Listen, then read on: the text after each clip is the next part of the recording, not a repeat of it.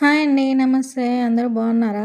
ఈరోజు ఎంతో టేస్టీగా, సింపుల్‌గా కొబ్బరి ఉండలు తయారు చేసుకుందామండి.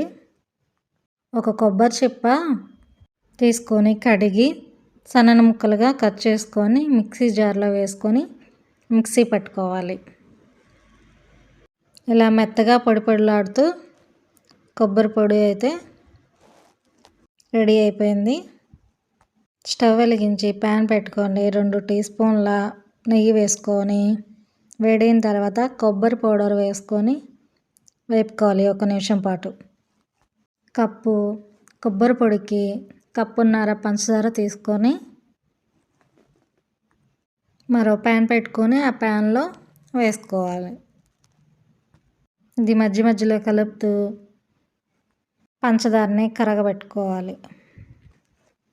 సింపుల్గా అయిపోతుందండి. ఈ పంచదార కొంచెం చేతిలోకి తీసుకొని వేళ్ళ మధ్యలో అతుకుతున్నప్పుడు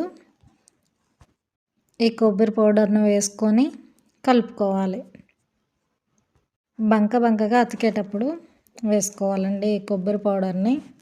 తర్వాత 2 యాలక్కాయలు నూరి వేసుకోవాలి.